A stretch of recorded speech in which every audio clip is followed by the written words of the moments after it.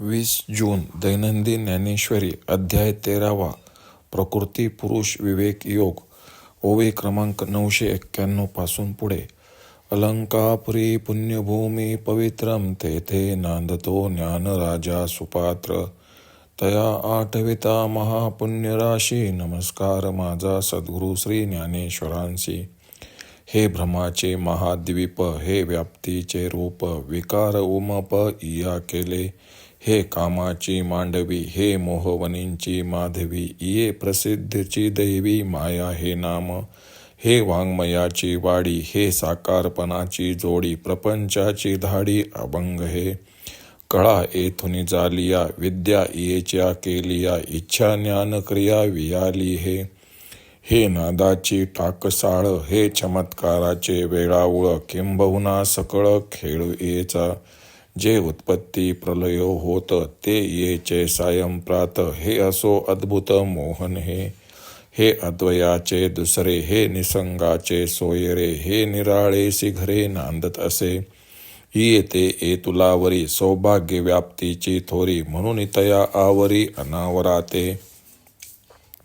तयाच्या तव ठाई निपटोनी काहीच नाही, की तया आगवेही आपणची होय. तया स्वयंभाची संभूती, तया अमूर्ताची मूर्ती, आपण होय स्थिती ठाव तया. तया अनार्ताची आरती, तया पूर्णाची तृप्ती, तया अकुळाची जाती गोत होय. तया अर्चचाचे चिन्ह, तया अपाराचे मान, तया अमनस्काचे मन बुद्धीही होय.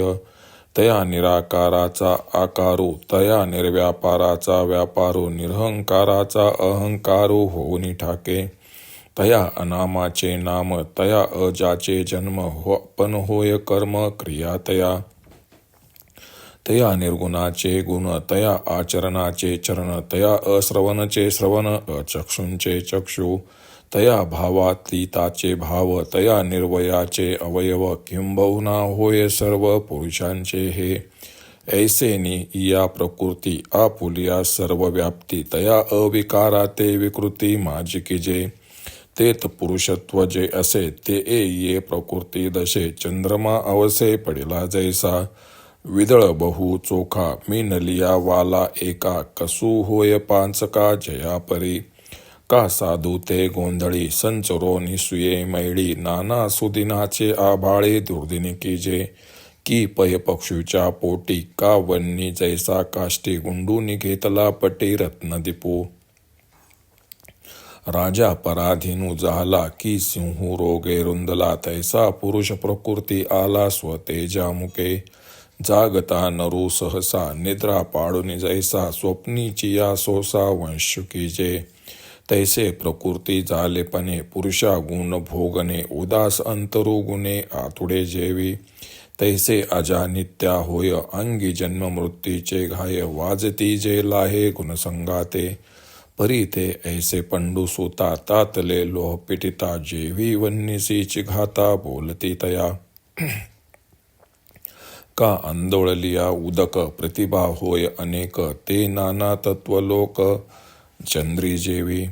दर्पणाचिया जवळिका, तुझे पण जैसे ये मुखा, का कुंकुमे स्फटिका लोही तत्वये.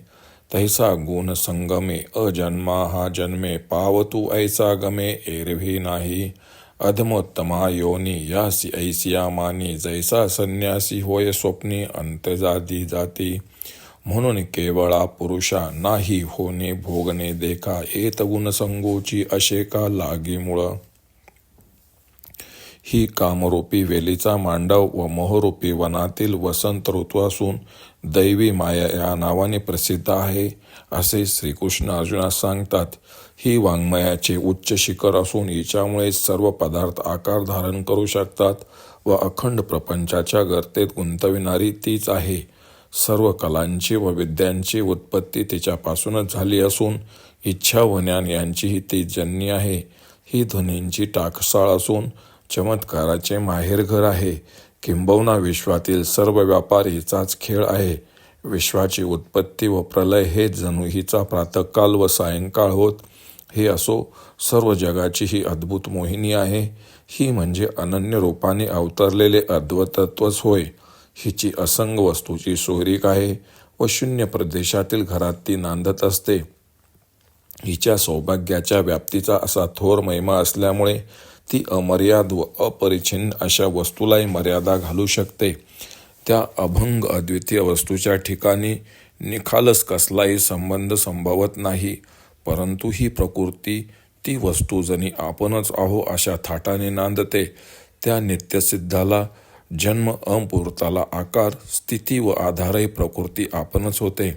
ही प्रकृती त्या निरेच्छाची इच्छा, पूर्ण कामाचे समाधान व जात्यादी कुलरहिताचे कुल व गोतही आपणच होते. त्या निर्लक्षणाचे लक्षण, अमर्यादाची मर्यादा व त्या अमनस्क वस्तूंचे मन व बुद्धी आपणच होते. त्या निराकाराचा आकार, असंगाचा व्यापार आणि निरहंकाराचा अहंकार हीच होते. त्या नामरहिताचे नाम, अजन्म्याचे जन्म व कर्मक्रियादी आपण होते.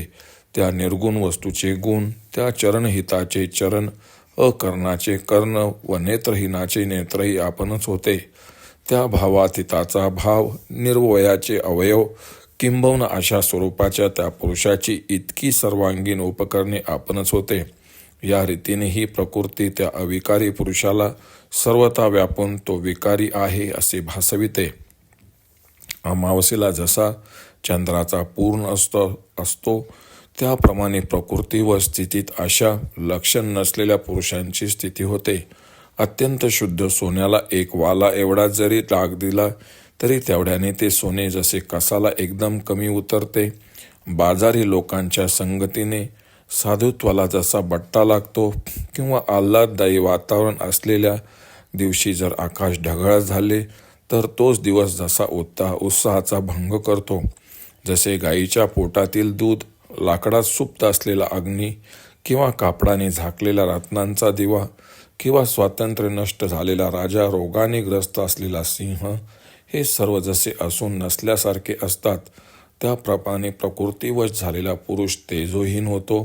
त्याचे मूळ स्वरूप नष्ट होते. जागा असलेल्या पुरुषाला झोप येऊ लागून तो झोपी गेला म्हणजे जसा स्वप्नातील सुखदुःख भोगाच्या स्वाधीन होतो, त्याप्रमाणे प्रकृतीच्या स्वाधीन झाल्यावर व्यवहारात उदासीन वृत्तीच्या पुरुषालाही जसा स्त्रीच्या अधीन गेल्याने उद्योग करावा लागतो, त्याप्रमाणे प्रकृती पुरुषाच्या जोडीतील हा पुरुष उदासीन असतो खरा, पण त्याला गुणभोगाशिवाय गती नसते. त्याप्रमाणे अजन्मा म्हणूनच नित्य असलेल्या पुरुषाला गुणसंगाने जन्ममृत्यूच्या दुःखाचे घाव सहन करावे लागतात. पण अर्जुना, त्या भोगाचे वास्तविक स्वरूप विचारशील तर अग्नीने लाल झालेल्या लोखंडावर पडणारे घाव अग्नीवरच पडत आहेत असे जसे लोक म्हणतात त्यासारखेच होय. किंवा हलवलेल्या पाण्यात चंद्राची अनेक प्रतिबिंबे पाहून चंद्रही अनेक आहेत असे लोकांनी मानावे. आरशाच्या जवळ गेल्यावर जसा तोंडाला दुजेपणा येतो किंवा लाल पदार्थावर स्फटिक ठेवला असता तो जसा लाल आहे असे वाटते, त्याप्रमाणे हा अजन्मा खरा पण गुणसंगाने जन्माला येतो असे वाटते, पण वस्तुतः त्याला जन्मच नाही. या पुरुषाच्या ठिकाणी उच्च नीचादी योनींची कल्पना करणे म्हणजे उत्तम जाती संन्याशाने स्वप्नात अंत्यजत्व व्हावे असे होय. म्हणून केवल स्वरूप जो पुरुष प्रकृतीरहित त्याला जन्मभोग काही शक्य नाही, पण या सर्व गोष्टींना गुण म्हणजे प्रकृती संगच कारण आहे असे श्रीकृष्ण अर्जुनास सांगतात. ओम श्री रुक्मिणी पांडुरंगाय नमः. ओम श्री ज्ञानराज माऊली नमः.